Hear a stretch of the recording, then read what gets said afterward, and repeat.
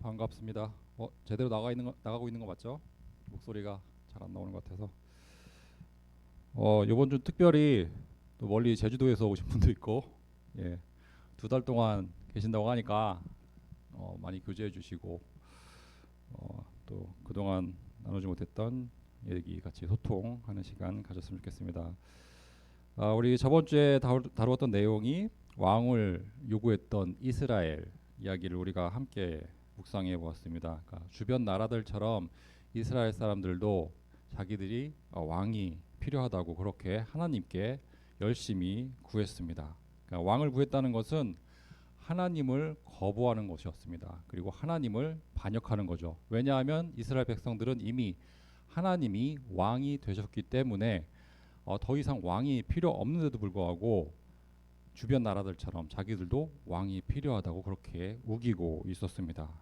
하지만 하나님은 이 요구를 기뻐하지 않으셨다고 성경에서 말씀을 하고 있죠. 백성이 내게 한 말을, 사무엘에게 이렇게 하나님 하신 말씀입니다.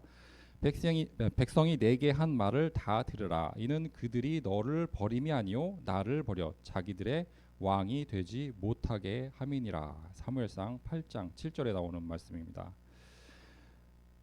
이스라엘 백성들은 하나님의 언약을 떠났죠. 하나님이 언약을 주셨고 내가 너의 하나님이 되고 너희들이 나의 백성이 된다고 분명히 말씀하셨는데 왕 되시는 하나님을 거부한 것입니다. 그래서 언약을 저버린 것이라고 말씀할 수 있습니다. 그러니까 하나님 대신에 눈에 보이는 인간 왕, 사람 왕을 세워서 그 세상적인 평안, 세상적인 행복을 얻고 싶어 했습니다. 자, 하나님은 이들의 요구가 부당하다는 것은 다 알고 계셨죠. 하지만 이들이 계속 요구를 했고 그 요구하신 대로 왕을 세워 주시게 됩니다. 인내와 하나님의 인내와 긍휼을 보여주시기 위해서 그들의 잘못을 스스로 깨닫게 하시려고 일단 왕을 세워 주셨어요. 부모가 되면은 이 심정을 아마 다 알게 됩니다. 아이들은 자기가 정말 뭐가 필요한지 몰라요. 그러니까 자기 눈에 좋아 보이는 것, 갖고 싶은 거, 먹고 싶은 거 그냥 손에 쥐었다가 입으로 들어가고 그러는 게 어린 아이예요. 근데 그거를 계속 말린다고 애가 말을 듣진 않습니다. 그러니까 한번 경험을 해봐야 이거는 내가 만지면 안 되는 거구나. 이거 큰일 나겠구나. 이런 것을 느끼게 돼요. 그러니까 이스라엘 백성들도 마찬가지예요. 자기들이 직접 경험을 하지 못해봤기 때문에 우리는 왕이 없으니까 이렇게 사는 거다. 그러면 왕이 있으면 행복하게 살 수 있겠다. 계속 그런 생각에 잡혀 있으니까 하나님이 정말 그러한가 한번 경험을 해보라고 왕을 세워 주시게 됩니다. 자, 스스로의 한계와 비극을 직접 경험해 보라고 이스라엘 백성에게 왕을 세우시게 되죠. 그리고 이 비극의 주인공으로 이스라엘의 첫 번째 왕 사울이 세워지게 됩니다. 이 순간 이스라엘 백성들은 우리에게도 왕이 주어졌다고 기뻐했겠죠. 하지만 이게 비극의 시작이었던 것입니다. 자, 자기들 소원대로 왕을 세웠고 그 왕을 모시고 살다가 결국 실패하게 됩니다. 결국 참 왕 되시고 참 주인 되시는 예수 그리스도를 소망하게 된다는 그러한 결말로 이 이야기가 끝나게 되죠. 자, 오늘도 하나님 말씀을 통해서 그리스도의 복음이 발견되고 누려지는 그런 시간으로 인도받기를 바라겠습니다. 자, 첫 번째, 사울은 화려하게 시작을 합니다. 사울이 왕으로 세워졌을 당시 사울이 어떻게 시작했는지 한번 살펴보겠습니다. 사울은 이스라엘 백성들의 기대를 한 몸에 안고 그렇게 왕이 되었습니다. 외모를 보면 사울은 다른 사람보다 키가 컸다고 돼 있고 외모도 준수했고 군사적인 능력도 잘 갖추고 있었다고 이렇게 기록을 하고 있어요. 그러니까 이스라엘 백성들은 사울이 세워졌을 때 정말 기뻐했다고 이렇게 기록을 하고 있어요. 그리고 잘생겼고 능력도 있고 싸움도 잘하는 그런 왕을 갖게 된 것이죠. 자, 이스라엘 백성들도 만족을 했다고 사무엘상 10장에 보면 이렇게 기록이 되어 있습니다. 사무엘상 10장에 보면은 23절부터 24절 말씀입니다. 한번 같이 읽어보겠습니다. 10장 23절에서 24절입니다. 읽겠습니다. 그들이 달려가서 거기서 그를 데려오매 그가 백성 중에 선이 다른 사람보다 어깨 위만큼 컸더라. 사무엘이 모든 백성에게 이르되 너희는 여호와께서 택하신 자를 보느냐 모든 백성 중에 짝할 이가 없느니라 하니 모든 백성이 왕의 만세를 외쳐 부르니라. 자, 이렇게 환영을 받고 사울이 왕으로 세워지게 됩니다. 이게 창대한 시작을 하게 되죠. 처음 왕으로 세워질 때 사울은 성경에는 겸손하고 유능한 왕으로 묘사가 되어 있습니다. 사울은 겸손한 왕이었고 유능한 왕이었습니다. 그래서 일단 어떤 모습을 가지고 있었는지 한번 겸손했던 사울을 한번 살펴보겠습니다. 사울이 왕으로 부름을 받았을 때 스스로 낮추는 모습을 우리가 성경에서 확인을 할 수가 있어요. 사무엘상 9장을 보면은 지금 10장을 읽었는데 9장을 보면 21절에 이렇게 기록이 되어 있습니다. 사울이 대답하여 이르되 나는 이스라엘 지파의 가장 작은 지파 베냐민 사람이 아니니까 또 나의 가족은 베냐민 지파 모든 가족 중에 가장 미약하지 아니하나이까 당신이 어찌하여 내게 이같이 말씀하시나이까 하니. 그러니까 사울은 자신이 왕이 될 자격이 전혀 없다고. 그러니까 베냐민 지파는 12지파 중에서 가장 약한 지파이고 그 베냐민 약한 지파 중에서도 자기 가문은 아주 미약한 가문이라고 이렇게 말을 하고 있어요. 그런 나를 불러서 왕으로 세운다니까 말이 안 된다고 이렇게 겸손을 얘기하고 있죠. 자, 그렇게 이제 도망을 다니다가 왕 도저히 못하겠다고 도망을 다니다가 이제 10장 22절을 보면은 이렇게 기록이 되어 있습니다. 그러므로 그들이 또 여호와께 묻되, 그러니까 이스라엘 백성들이 여호와께 묻게 됩니다. 그 사람이 여기 왔나이까? 여호와께서 대답하시되 그가 진보다리를 사이에 숨었느니라. 그러니까 진보다리들 사이에 사울 왕이, 그러니까 왕 되기 전 사울이 숨어 있습니다. 자, 그래서 백성들이 왕으로 세울 사울을 찾았을 때 사울은 계속 숨어 다니고 있었어요. 왕의 자리를 탐내지 않고 오히려 부담스러워하는 그런 겸손한 모습을 보여주게 됩니다. 자, 그 다음에 능력 있던 사울. 자, 사울은 겸손했을 뿐 아니라 능력도 갖추고 있었죠. 그래서 왕으로 기름 부음 받은 후에 사울은 뛰어난 군사적인 능력을 발휘하게 됩니다. 그리고 그것으로 백성들에게 인정을 받게 되죠. 자, 이번에는 11장을 보겠습니다. 11장 6절에서 7절을 보면 그 암몬 족속이 쳐들어왔을 때 사울이 강한 그런 리더십을 보여주게 됩니다. 그리고 11장 11절에 보면은 사울의 용맹함을 우리가 확인할 수 있어요. 11장 11절에 보면 이렇게 기록이 되어 있습니다. 이튿날 사울이 백성을 3대로 나누고 새벽에 적진 한가운데로 들어가서 날이 더울 때까지 암몬 사람들의 침에 남은 자가 다 흩어져서 둘도 함께한 자가 없었더라. 이렇게 기록을 하고 있습니다. 그러니까 뛰어난 전략으로 암몬 족속들을 다 물리치고 승리를 거두게 되죠. 그리고 이 승리 때문에 또 사울이 그 리더십이 인정을 받고 이스라엘 백성들에게 인정을 받게 됩니다. 자, 그래서 사울의 통치는 이렇게 순조롭게 시작하는 것처럼 보였습니다. 겸손한 왕 그리고 능력 있는 왕 사울이 이렇게 통치를 시작하게 됩니다. 하지만 두 번째 우리가 살펴볼 것은 사울이 몰락하게 되는 그런 장면을 우리가 보게 됩니다. 자, 이스라엘 최초의 왕 사울은 이렇게 순조롭게 시작하는 것처럼 보였지만 하지만 사울의 성공은 그렇게 오래 가지 못했습니다. 사울은 곧 하나님보다 사람의 눈치를 더 보는 그런 왕으로 전락해 버렸습니다. 그래서 사울이 몰락하는 모습, 사울이 타락하는 모습, 하나님 떠나는 모습을 한 두 가지 정도로 상징적으로 이제 성경에서 기록을 하고 있어요. 두 군데가 있는데 그 중에는 오늘 한 가지만 보도록 하겠습니다. 그 하나가 이제 길갈에서 일어난 사건이고 나머지 하나가 이제 아말렉과의 전투에서 일어났던 사건인데 길갈에서 벌어졌던 사건을 오늘은 다루겠습니다. 자, 그래서 이제 길갈에서 벌어졌던 사건의 배경을 한번 보면은 사울이 왕으로 세워진 후에 블레셋이 이제 이스라엘 나라로 쳐들어오게 됩니다. 그 당시 블레셋은 강력한 군사력을 가지고 있었고 이스라엘과는 상대가 되질 않을 만큼 그렇게 강한 군사력을 가지고 있었습니다. 자, 이렇게 되니까 이스라엘 백성들은 겁을 집어먹고 사울을 떠나서 도망하는 경우가 많이 발생을 하게 됩니다. 그래서 13장에 보면은 13장 6절에서 7절에 그 상황을 이렇게 기록을 하고 있어요. 우리 한번 같이 읽어볼까요? 13장 6절 7절입니다. 자, 이스라엘 사람들이 위급함을 보고 절박하여 굴과 수풀과 바위 틈과 은밀한 곳과 웅덩이에 숨으며 어떠한 히브리 사람들은 요단을 건너 갓과 길르앗 땅으로 가되 사울은 아직 길갈에 있고 그를 따른 모든 백성은 떨더라. 그러니까 요단강을 중심으로 요단강 서편에 길갈이 있어요. 거기 지금 사울이 서 있고 겁을 먹은 이스라엘 백성들은 요단강을 건너서 요단강 동편으로 이렇게 도망을 가 있는 상태입니다. 자, 그를 따른 모든 백성은 떨더라 이렇게 기록을 하고 있어요. 그러니까 백성들의 마음은 두려움과 불만으로 가득 차 있습니다. 그래서 13장 8절에서도 이렇게 기록을 하고 있죠.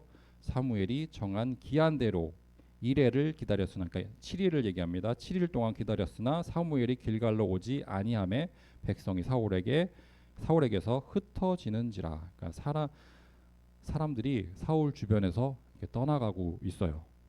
그러니까 적군이 앞에 서 있고 사람들은 자기 주변을 떠나고 있는 그런 상황입니다. 자, 여기서 중요한 것은 사무엘이 사울에게 미리 주었던 명령이 있어요.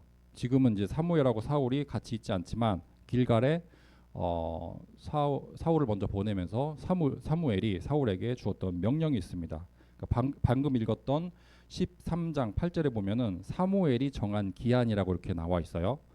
사무엘이 정한 기한이 있어도 사무엘이 오지 않았죠. 그래서 사무엘이 정한 기한이 이제 7일인데 10장 8절에서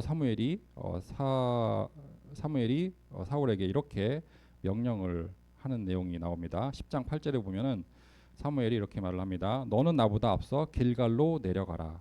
내가 네게로 내려가서 번제와 화목제를 드리리니 내가 네게 가서 네가 행할 것을 가르칠 때까지 7일 동안 기다리라. 이게 사무엘이 사울에게 했던 명령입니다. 그러니까 먼저 길갈에 가 있어라. 7일을 기다려라. 그리고 내가 오면 그때 내가 번제를 드릴 테니까 그때까지 기다리라고 사울에게 명령을 하고 있어요. 그래서 사울은 지금 길갈에 있고 겁을 집어먹은 이스라엘 백성들이 자기 주변을 떠나고 있는 그런 상황입니다. 그래서 마음이 급해졌죠. 그래서 마음이 급해졌기 때문에 사울이 실수를 하게 됩니다. 원래는 일주일을 기다려야 됐고 사울이 와야 사울이 자기가 직접 제사를 드리겠다고 얘기를 했는데 그 제사를 자기가 드려버리게 됩니다. 그러니까 번제와 화목제는 그러니까 그 당시 제사장이었던 사무엘이 해야 되는 건데 그러니까 사울은 지금 왕이거든요. 왕이기 때문에 이 일을 하면 안 되는 거였어요. 그런데 왕이니까 자기 마음대로 할 수 있다고 생각을 하고 원래 제사장이 해야 할 일을 자기가 해 버리게 됩니다.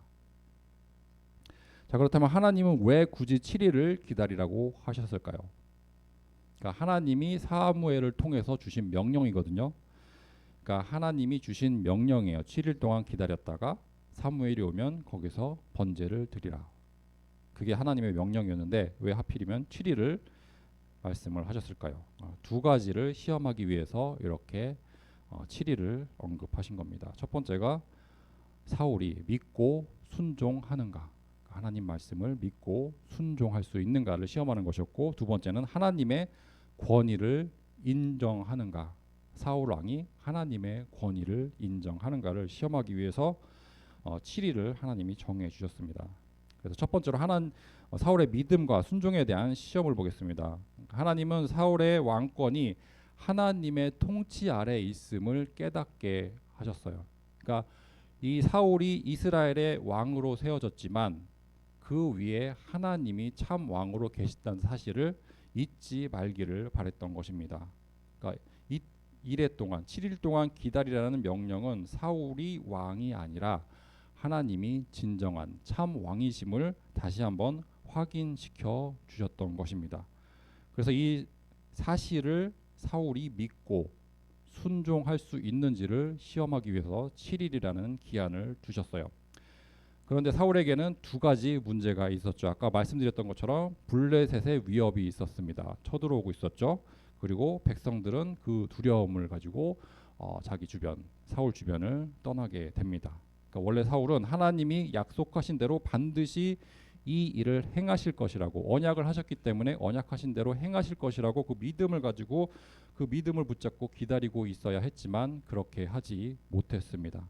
믿고 기다려야 했지만 사울은 그 시험을 통과하지 못했습니다. 자, 두 번째로 하나님이 정하신 질서와 권위를 사울 왕이 인정하는지를 시험하기 위해서 이 7일이라는 기한을 주셨어요.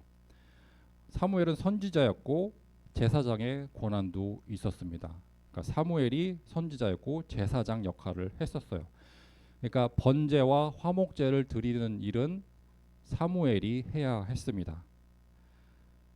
반면에 사울은 왕이었지만 제사장 직분은 사울에게 주어지지 않았어요. 그러니까 제사를 드리는 일은 사울에게는 합당하지 않은 일이죠.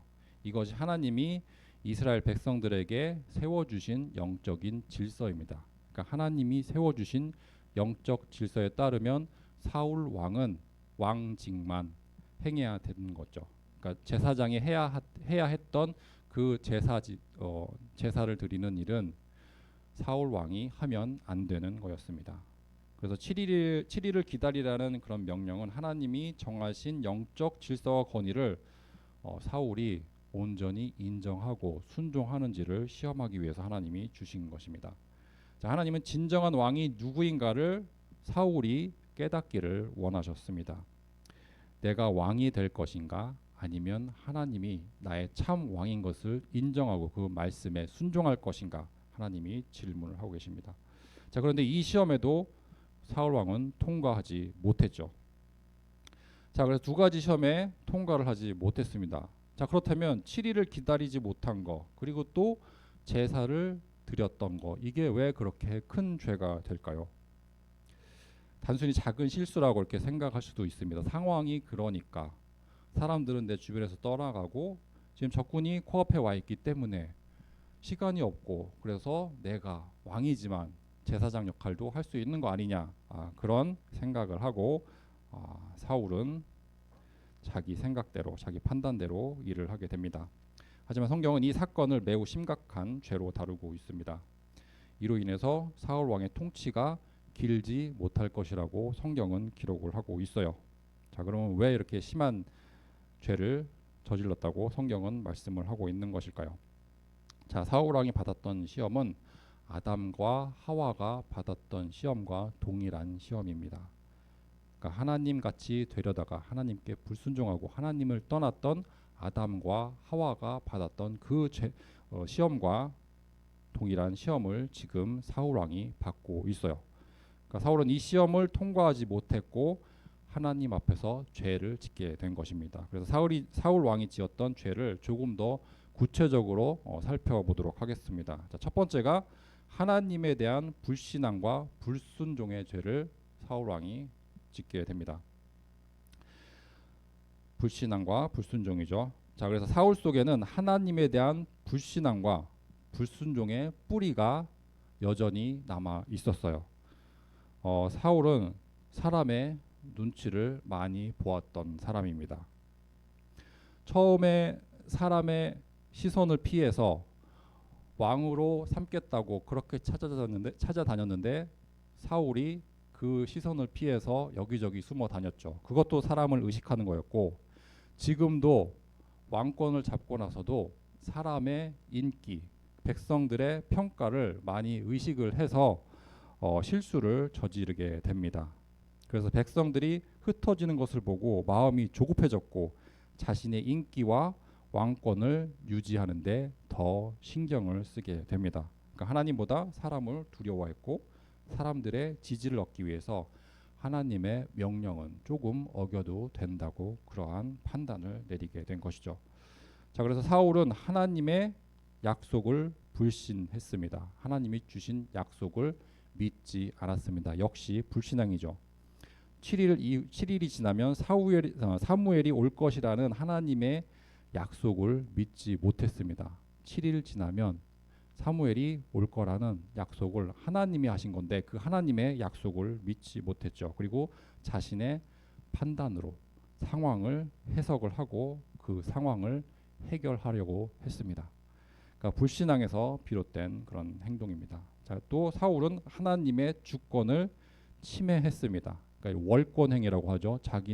자기가 가진 권한을 넘어서는 그런 권한을 행사하게 됩니다. 그러니까 제사는 제사장을 통해서만 드려져야 했습니다. 이것이 하나님이 정해주신 영적인 질서라고 아까 말씀을 드렸어요. 그런데 이 왕 사울이 제사장이 해야 할 일도 자기가 판단해서 이게 나한테 지금 옳은 일이라고 판단을 해서 그렇게 실행에 옮기게 됩니다.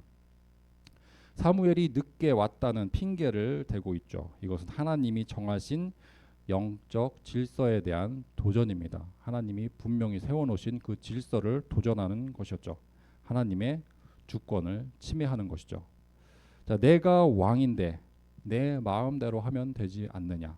그 위에 하나님이 참 왕으로 계신다는 것을 망각하고 있는 생각이죠. 이런 교만한 생각이 사울에게는 들었습니다. 자, 이렇게 불신앙과 불순종의 죄를 짓게 됩니다. 자, 두 번째로 자기의 의의를 드러내는 죄를 범하게 됩니다. 인본주의와도 연결이 됩니다. 사울은 하나님이 아니라 자신의 생각과 백성들의 반응, 백성들의 평가에 따라서 그렇게 행동을 하게 돼요.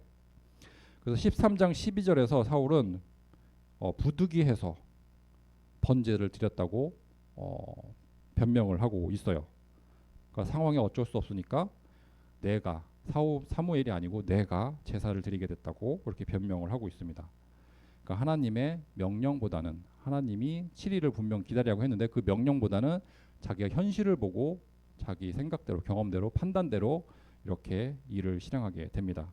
그러니까 자신의 생각이나 판단을 하나님의 말씀이나 명령보다 더 중요하게 여기는 우리는 이거를 인본주의라고 이렇게 말을 합니다. 하나님 중심이 아니라 사람 중심으로 사는 것, 이게 인본주의죠.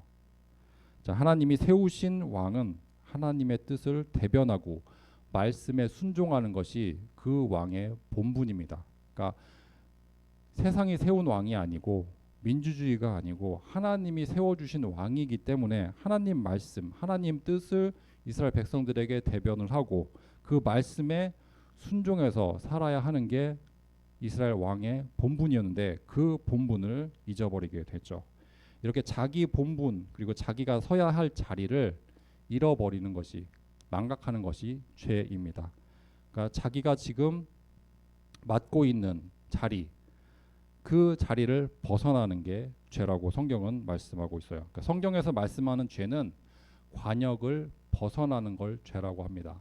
우리가 화살을 쐈는데 그 화살이 관역을 빗나가요. 그거를 성경에서는 죄라고 얘기를 해요. 우리가 지금 잘 알고 있는 성경 구절이 있어요. 로마서 3장 23절을 보면은 모든 사람이 죄를 범하였음에 하나님의 영광에 이르지 못하더니. 그러니까 우리는 여기서 모든 사람이 죄를 범하였다는 것에 방점을 두고 있는데 우리는 여기서 좀 뒷부분에 한번 초점을 두고 얘기를 한번 해보겠습니다. 하나님의 영광에 이르지 못하더니. 그래서 하나님이 사람을 창조하신 목적이 하나님의 영광을 위해서 하나님을 평생 인조이하기 위해서 하나님을 평생 즐기기 위해서 누리기 위해서 하나님이 우리를 창조하셨다고 말씀을 하셨어요. 그런데 죄로 인해서 인류는 그 하나님의 영광이라는 관역에 한참 미치지 못하는 그런 존재가 되어 버렸습니다. 그러니까 화살을 쐈는데 그 관역에 미치지 못했어요. 근처에 가지도 못해요. 그러니까 하나님이 우리를 하나님의 영광을 위해서 지어 주셨는데 그 하나님의 영광의 근처에도 가지도 못합니다. 왜? 원죄 때문에 그렇게 된 거죠.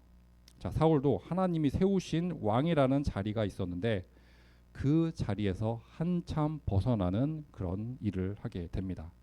하나님의 영광보다는 자신의 영광을 더 중요하게 생각을 했죠. 하나님이 하신 말씀보다는 사람들의 말, 주변에서 떠드는 말, 자기를 평가하는 말, 그런 걸 더 중요하게 생각하게 됩니다. 이게 내가 주인이 된 인생이고 하나님이 주인이 아닌 인생인 거죠. 그러니까 내가 주인이 되는 것, 인본주의, 이걸 죄라고 성경은 말씀을 하고 있습니다. 자, 세 번째로 언약을 파괴한 죄입니다. 사울의 죄는 그냥 가벼운 죄가 아니고 하나님의 언약을 파괴한 죄라고 말씀을 드릴 수 있습니다. 자, 하나님은 사울을 왕으로 세우셨을 때 언약을 주셨어요. 내가 너에게 명령하는 것을 지키면, 만약에 이 명령을 다 지키면 영원히 너의 왕위를 견고하게 해줄 거라고 하나님이 약속을 하셨습니다. 그래서 길갈에서의 불순종, 길갈에서 사울이 보여줬던 불순종은 이 언약 관계를, 하나님이 주신, 하나님이 맺으신 언약 관계를 파괴했던, 믿지 못하고 불신하고 그 언약을 저버렸던 그런 심각한 죄라고 얘기를 하고 있어요.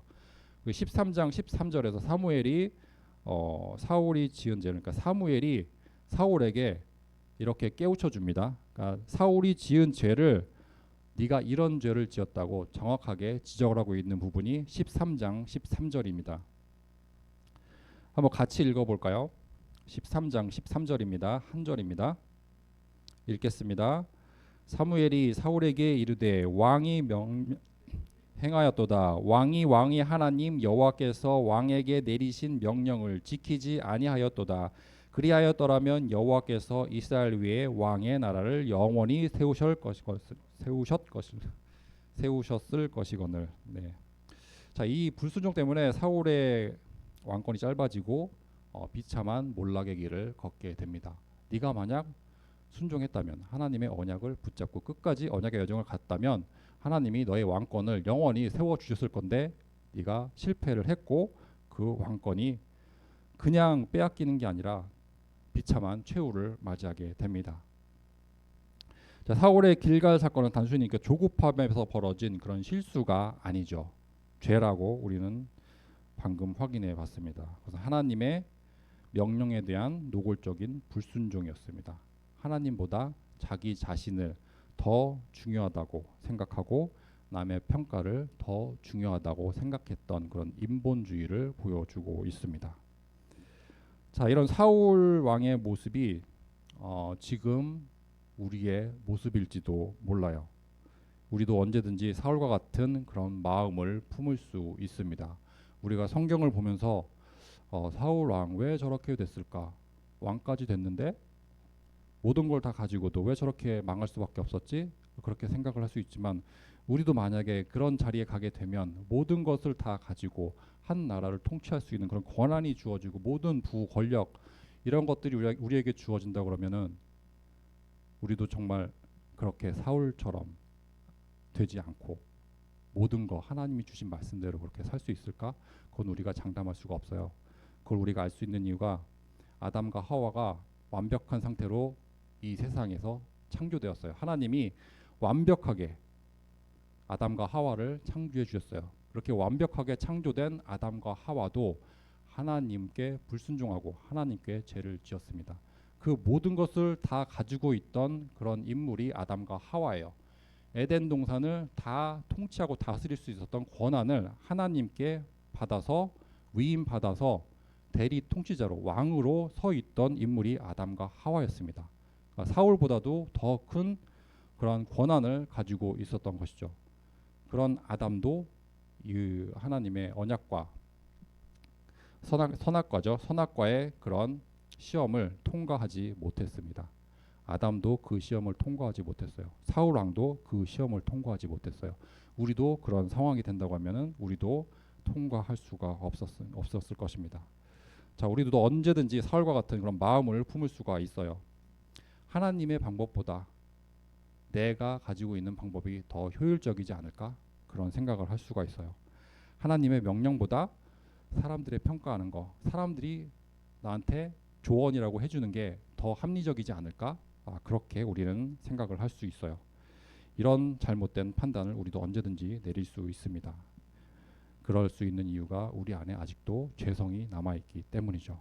우리는 예수 그리스도의 보혈로 구원을 받았고 의롭다 칭함을 받았지만 아직 우리는 하나님의 영광에 한참 미치지 못하는 존재입니다.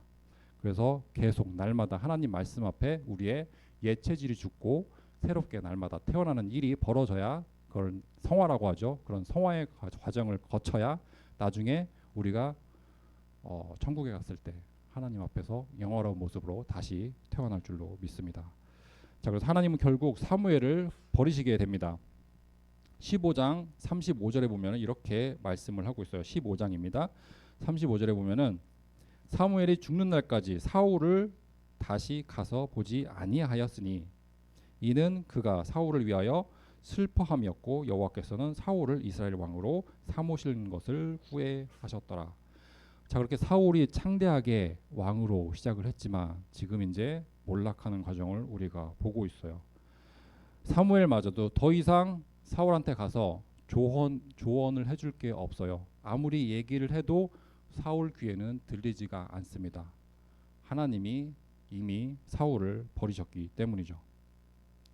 자, 하나님의 후회, 여기서 말하는 하나님의 후회는 하나님의 실패를 의미하는 것이 아닙니다. 하나님은 전지전능하시고 모든 것을 다 할 수 있는 분이기 때문에 하나님이 후회할 일은 없습니다. 하나님은 이미 예정이 되어 있는 일이기 때문에 이미 다 알고 계셨습니다. 그래서 여기서 하나님의 후회는 하나님의 실패를 의미하는 것이 아니고 연약하고 부족한 인간의 실패, 사울 왕의 실패를 이야기하는 것이죠. 인간 왕은 결국 자신의 탐욕과 두려움, 교만과 불순종을 이겨내지 못하고 절망에 빠지게 됩니다. 그 결과 백성들을 파멸로 몰고 가죠. 그러니까 사울 왕 혼자 망하는 게 아니고 그 개인의 타락과 멸망으로 인해서 이스라엘 전체가 또 멸망을 당하게 됩니다. 자, 인간 왕은 결국 완벽한 왕이 될 수가 없습니다. 결코 인간 왕은 완벽한 왕이 될 수가 없어요. 수많은 왕들이 이스라엘 나라에 세워졌지만 하나님이 보시기에 의로웠던 왕, 하나님이 보시기에 잘했다고 그렇게 얘기해 줄 수 있는 왕이 몇 되지 않습니다. 대부분의 왕이 악한 행동을 했고 악한 길을 걷다가 멸망을 했던 그런 왕들입니다. 자, 메시지를 마무리하겠습니다. 역시 진정한 왕 되시는 참 왕 되시는 예수 그리스도를 바라보는 복음을 발견하는 그런 결론이 지금 이 시간에도 내려지기를 바랍니다. 자, 사울 왕의 비극적인 이야기는 우리에게 거울이 되어 줍니다. 반면교사라고 하죠. 그걸 보고 우리가 따라하는 것이 아니라 우리는 이렇게 하면 안 되겠다. 자, 우리도 사울처럼 사람의 인정과 평가, 세상의 성공 이런 것들을 하나님보다, 하나님 말씀보다, 하나님 명령보다 더 중요하게 생각할 때가 많이 있습니다. 눈에 보이는 것만 쫓아다니다가 정작 참 왕 되시는 하나님의 말씀을 놓치는 경우가 우리는 허다합니다. 그래서 사울 왕의 실패는 곧 우리의 실패라고 그렇게 정리를 할 수 있어요. 그래서 우리 모두에게는 참 왕 되시는 예수 그리스도만이 필요한 줄로 믿습니다. 자, 예수님은 사울과는 비교도 할 수 없습니다. 예수님과 사울은 비교도 할 수 없어요. 예수님도 왕이시고 사울 왕도 왕이었지만 비교도 할 수가 없죠. 참 왕 되시고 선한 왕 되시고 완벽한 왕 되시는 예수 그리스도와 사울과는 비교가 될 수가 없습니다. 사울은 백성들이 요구해서 세워졌습니다. 백성들이 왕이 필요하다고 요구했기 때문에 세워진 왕이 사울 왕이지만 예수님은 하나님이 직접 세우신 분입니다. 그리고 사울은 자신의 왕권을 유지하기 위해서 불순종했지만 예수 그리스도는 십자가 위에서 끝까지 하나님 명령에 순종을 했습니다. 그 공로로 우리가 구원을 받게 되었습니다. 사람의 모양으로 나타나사 자기를 낮추시고 죽기까지 복종하셨으니 곧 십자가에 죽으심이라. 빌립보서 2장 8절 말씀입니다. 자, 예수님의 순종은 사울 왕의 불순종과 대조가 됩니다. 예수님은 끝까지 완벽하게 순종을 하셨지만 사울 왕은 그 순종에 실패를 하게 됩니다. 사울에게 악령이 임했듯이 우리 안에 있는 그런 죄성이 우리를 파멸로 몰고 갈 수 있어요. 그러나 예수님은 우리에게 성령을 보내주셨고 우리를 죄와 사망의 법에서 해방시켜 주셨습니다. 자, 사울은 왕의 자리를 지키기 위해서 다윗을 죽이려고 했지만 예수님은 자신의 생명을 버리면서까지 우리를 구원해 주셨고 하나님 자녀로 삼아 주셨습니다. 자, 우리가 아직 죄인 되었을 때 그리스도께서 우리를 위하여 죽으심으로 하나님께서 우리에 대한 자기의 사랑을 확증하셨다고 로마서 5장 8절에 분명히 말씀을 하고 있습니다. 자, 내 인생의 왕, 내 인생의 주인이 누구인지 한번 깊이 고민해 보는 시간이 되었으면 좋겠어요. 우리 모두의 마음속 그 보좌에 자리하고 있는 그 참 왕이 누구인지 다시 한번 확인해 보는 시간이 되었으면 좋겠습니다. 세상의 성공과 사람들의 평가를 우리의 왕으로, 우리 인생의 주인으로 모시고 살지는 않는지 한번 우리가 확인을 해 봐야 합니다. 십자가의 죽으심으로 우리를 구원해 주시고 부활하셔서 하나님 우편에 앉아 계시는 예수 그리스도가 우리의 참 왕으로 우리 마음속 보좌에 좌정하고 계시는지 다시 한번 확인해 보시기 바랍니다. 만약 사람 눈치를 봐야 하는 순간이 온다면 내 인생의 참 주인 되시고 참 왕 되시는 예수 그리스도의 이름을 선포하는 기회인 줄로 믿습니다. 자, 우리 모두의 마음 보좌에 예수 그리스도만이 참 왕으로 좌정해 계신 줄로 믿습니다. 그리스도만이 우리 모두에게 진정한 평안과 소망 되시기를 축원드리겠습니다. 기도하겠습니다. 하나님 아버지, 사울의 실패를 거울 삼아 우리의 연약함을 보게 하시니 감사합니다. 우리 안에 사람을 두려워하는 마음, 내 뜻을 앞세우려는 교만을 내려놓게 하시고 참 왕 되시는 예수님만 순종하며 따르게 하옵소서. 코람데오 하나님 앞에서 오직 예수 그리스도만을 우리의 참된 왕, 주인으로 섬기게 하옵소서. 그리스도 안에서 참된 기쁨과 자유를 누리게 하옵소서. 말씀에 순종하며 하나님의 통치 아래 언약의 여정으로 인도받게 하옵소서. 이 모든 말씀 우리 주 예수 그리스도 이름으로 기도드립니다. 아멘.